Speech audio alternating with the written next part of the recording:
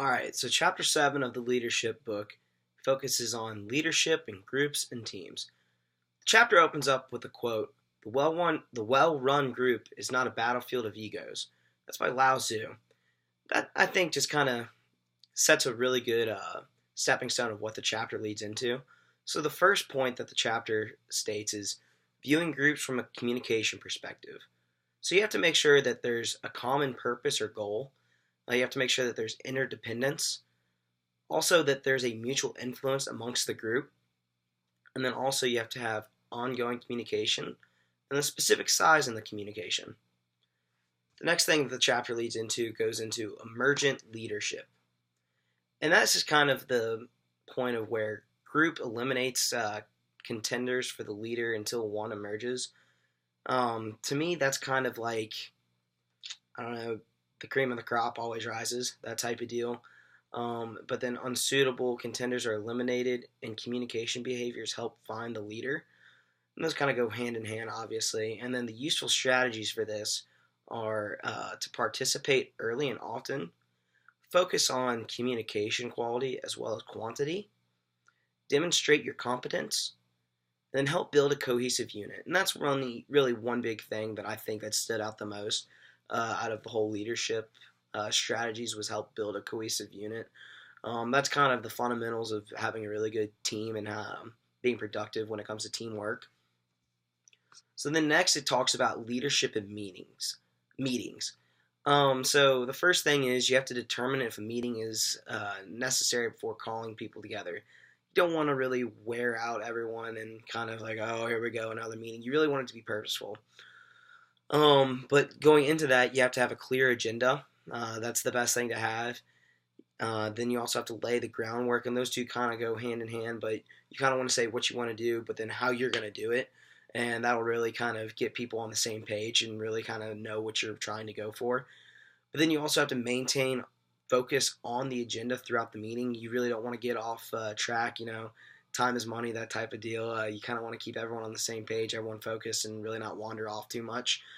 But then also you have to guide the decision process, and then you also want to listen to others. And that's one where it's always great to have positive input, just because it's nice to have people feel like what they're saying means something. But then you also want to keep a record of what is being said in the meetings, just because, this could be a good idea or just something that could be very forgetful that you just want to make sure that you have written down.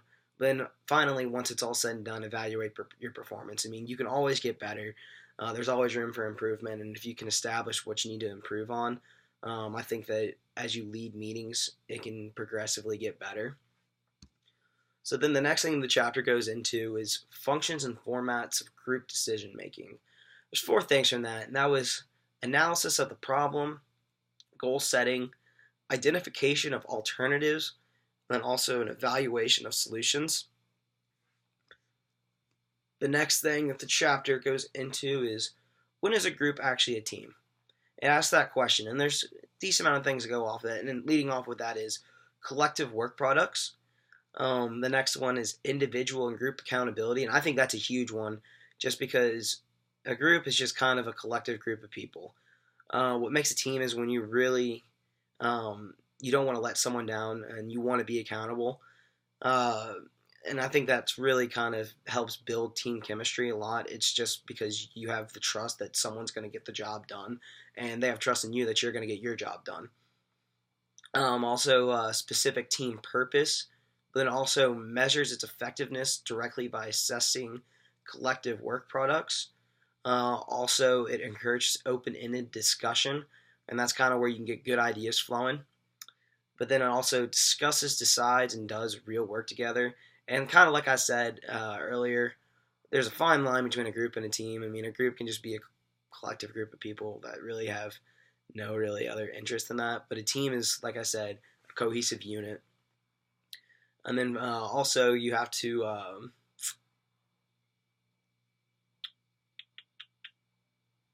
I'm sorry. You also have to have shared leadership roles. And that's just so someone's not really power hungry. So then next is developing team building skills. So first thing for that is you have to establish clear and inspiring team goals. You have to have everyone on the same page, wanting to strive towards the same objective. But you also want to maintain a results-oriented team structure. You also want to assemble competent team members. Like, you really don't want a bunch of dummies on your team. Kind of want to have everyone on the same goal that are know what's going on. But then also you want to strive for a unified commitment. You want to provide a collaborative climate, and that's, I think, a huge one too. Just because if people feel that they're all working together, I think that's what really builds a team. Next, you want to encourage standards of excellence. I mean, never set the bar too low. You want to furnish external support and recognition. Then also apply principled leadership, and kind of going off that is you want to establish a vision, create change, and unleash talent. So the final thing that the chapter goes into is project leadership. And the first subcategory of that is recognize the demands of the product leadership role. What that means is you want to look upwards, you want to look outwards, you want to look backwards and forward, you want to look downwards, you want to look inwards. And then you also, going off to the next subcategory, was acquire and apply the necessary skill sets, which is scope management, time management, cost management, human resource management, procedure management, communication management, quality management, risk management, and integration management. Other than that, that's chapter 7, and that is leadership and team building.